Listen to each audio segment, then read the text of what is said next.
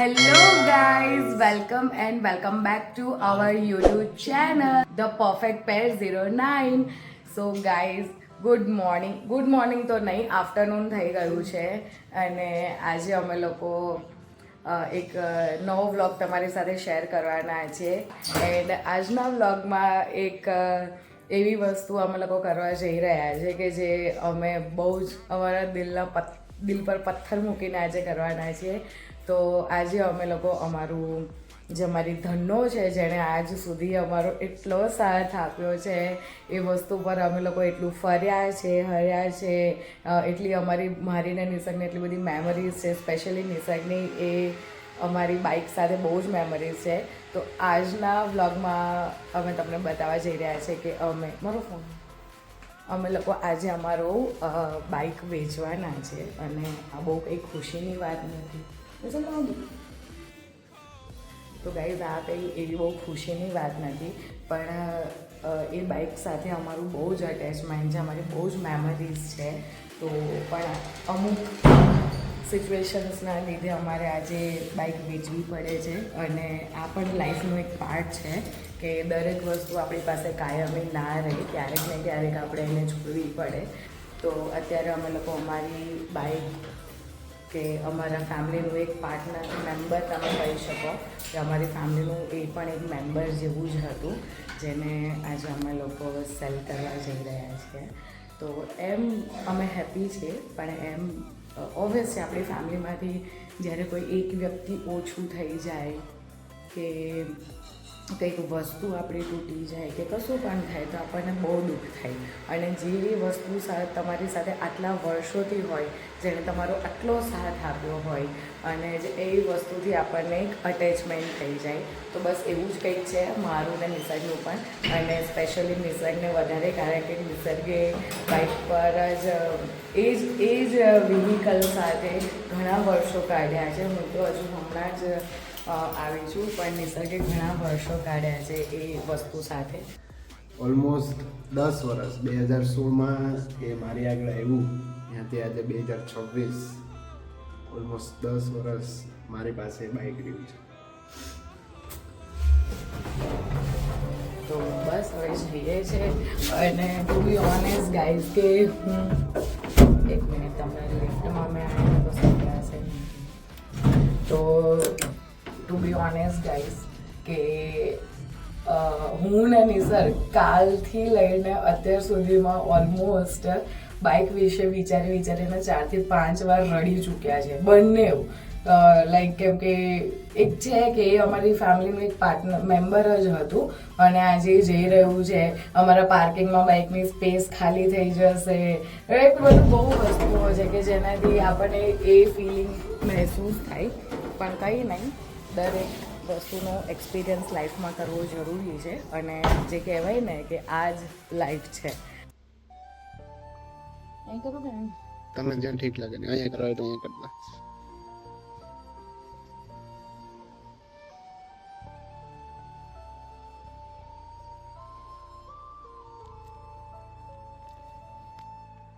હા guys, finally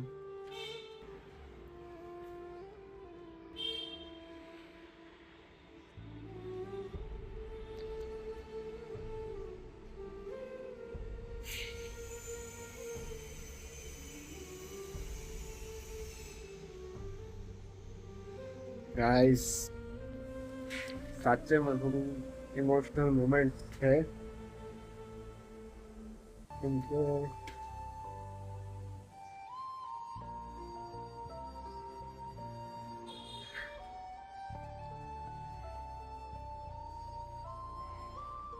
મને ઘણો સાથ આપ્યો છે.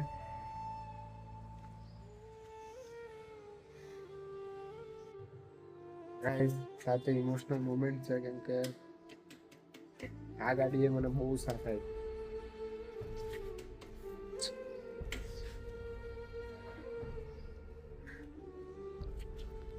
ચલો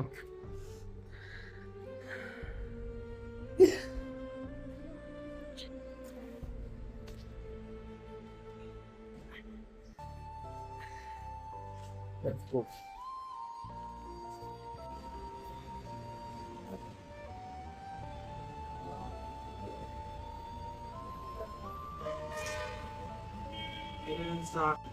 તો ગાઈસ ફાઇનલી અમારી બાઇક અપાઈ ગઈ છે. So how do you feel? દિલ પર પથ્થર રાખીને કઈ નહીં આપણી જોડે બીજી આવશે. બીજી આવશે પણ આ નહીં. તો ગાઈસ બહુ જ તાપ છે. બાઇક આપી દીધી છે, ચાવી બાવી પણ અપાઈ ગઈ છે અને બસ હવે મારી એક્ટિવા લઈ અમે લોકો ઘરે જઈ રહ્યા છીએ. બસ બહુ ઇમોશનલ મુમેન્ટ છે આ અમારા બંને માટે, પણ વાંધો નહીં. આ ગઈ છે તો બીજી આવશે, આનાથી મસ્ત આવશે ને આનાથી પણ મોટી આવશે. Right right okay. Now happy happy તો ના કહી શકીએ પણ હા, good bye to this beach.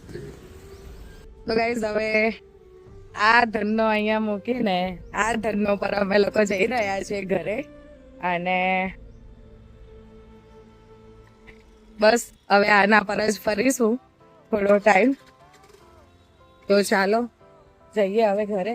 ઘરે તો નહીં જઈએ મેગી, કશું ખાવા પીવા જઈશું કાં તો જ્યુસ પીવા, કારણ કે બહુ જ ગરમી છે, રહેવાતું નથી એટલી ગરમી છે. અને અમે લોકો જેવો ફોન આવ્યો ને એવું તરત જ નીકળી ગયા હતા, કંઈ ખાધું પીધું નહોતું. તો કંઈ ખાવા પીવા જઈએ અને પછી જઈએ ઘરે. હેલો ગાઈસ, બાઇકનું કામ થઈ ગયું છે અને અત્યારે અમે ફળાહાર કરવા નીકળ્યા છીએ. પછી બીજા થોડા કામ છે એ પતાવવાના છે. તો ગરમી છે ને બીજું કંઈ ખાવાનું મને નથી, તમે ફ્રૂટ ખાવા. Let's enjoy the fruits. તો ગાઈસ અત્યારે અમે આવી ગયા છીએ સ્ટુડિયોમાં, કારણ કે બહાર તો બહુ જ ગરમી હતી. તો જો કે થોડું શોપિંગ એમ પણ કરવાનું છે તો જતા આવીએ અને થોડા ઠંડકનો અનુભવ બી લઈ લઈએ. ઓકે. અત્યારે લોકોની શોપિંગ મારું શોપિંગ કરવા આવ્યા છે. Yes, men section.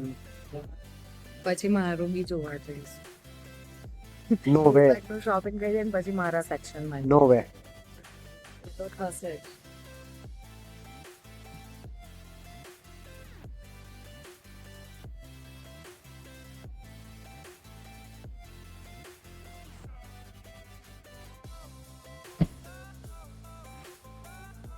બોજ એટલે મને ખાલી નાઇટ ડ્રેસ મને ઝુડિયોના નાઇટ ડ્રેસ બહુ જ. હું ખાલી ઝુડિયોમાંથી લઉં તો ખાલી નાઇટ ડ્રેસ, કેમ કે એક જ વસ્તુ એવું છે કે જે મારા સાઇઝનું પરફેક્ટ મળે. નાઇટ ડ્રેસ છે, બીજું કાંઈ મારા માપનું ના હોય, બધું મોટું મોટું. એડ્રેસ ઠીક ઠાક છે. બીજા બધા બે છે. दूल्हे का सहरा सुहाना लगता है, दुल्हन का तो दिल दीवाना लगता है.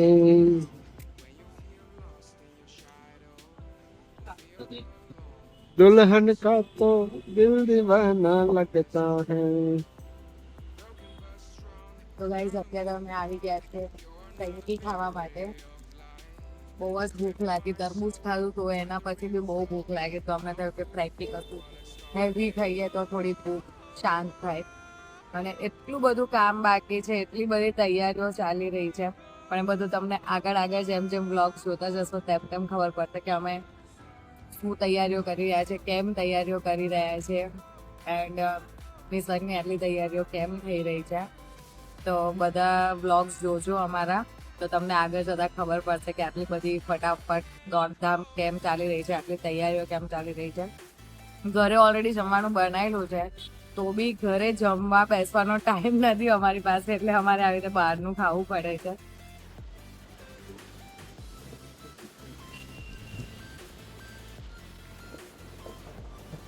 તો ગાઈસ તમે જોઈ શકો છો કે અમારી સિટીમાં કેટલી મસ્ત લાઇટ્સ લગાવી છે. આ બધી સ્ટ્રીટ લાઇટ લગાવી છે, કારણ કે હવે અમારું આણંદ મહાનગરપાલિકામાં આવી ગયું છે, તો બધું બહુ જ વધારે એને બધું મસ્ત ડેવલપમેન્ટ કર્યું છે. બધું લાઈક જેની એક્સપેક્ટેશન પણ નથી ને એવી વસ્તુઓ થઈ છે આણંદમાં. રોડ બધે એકદમ સરસ થઈ ગયા છે, નવા ફૂડ સ્ટ્રીટ ઓપન થયા છે ને નવા ગાર્ડન્સ બન્યા છે, ચિલ્ડ્રન પ્લે એરિયાસ બન્યા છે. ઘણું બધું ફેરફાર થયો છે. તો યા બહુ મસ્ત હવે લાગે છે કે આણંદ એક આમ જોરદાર સિટી છે. પહેલા પણ લાગતું હતું, પણ પહેલા તમે આણંદમાં હતો ખાલી તમને કોલેજીસ ને એવું બધું જ વધારે જોવા મળે. પણ હવે ઘણું બધું ડેવલપ થઈ રહ્યું છે, જનરેશન પ્રમાણે ઘણું નવું બધું આવી રહ્યું છે.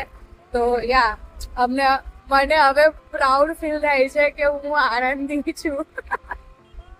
અને તને ફીલ થાય તું આણંદનો જમાઈ છો એટલે. તો ચાલો ગાઈસ, નિસર્ગને બી આણંદના જમાઈ હોવાનું ફીલ થઈ રહ્યું છે, પ્રાઉડ ફીલ થઈ રહ્યું છે.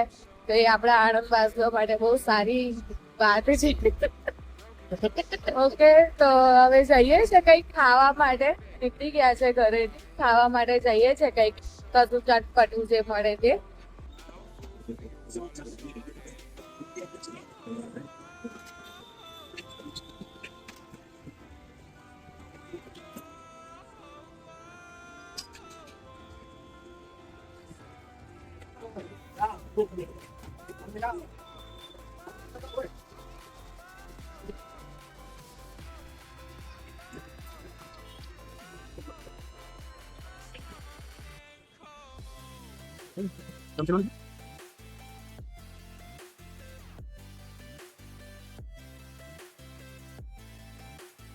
તો ગાઈઝ તમે જુઓ અહીંયા કેટલી મસ્ત એકદમ આમ એસ્થેટિક લાઇટ્સ મૂકી છે. સ્ટ્રીટ લાઇટ છે પણ એટલી મસ્ત લાગે છે.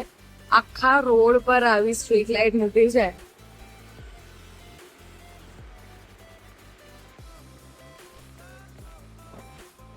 આ બધું કામ ઘણા ટાઈમથી ચાલતું હતું, પણ લાઇટ્સ આઈ થિંક આજ 2 દિવસથી ચાલુ કરે છે. અમે લોકોએ આજે જ જોઈ છે. પણ હા, હવે હું એટલું કહી શકું કે આણંદ ખાલી આણંદ નહીં, હવે આણંદ એસ્થેટિક આણંદ થઈ ગયું છે. બહુ જ મસ્ત લાઇટ મૂકી છે ગાઈસ, બહુ જ મસ્ત લાગે છે. એના લીધે આખો એરિયાનો લુક જ ચેન્જ થઈ ગયો છે. અમે જે એરિયામાં રહીએ છીએ કરમસદ એરિયા, તો ત્યાંનો આખો લુક જ ચેન્જ થઈ ગયો છે. જો તમે આણંદથી હોવ, તમે વિદ્યાનગરમાં રહેતા હો અને તમે અમારા બ્લોગ્સ જોતા હો ને, તો કમેન્ટ જરૂરથી કરજો.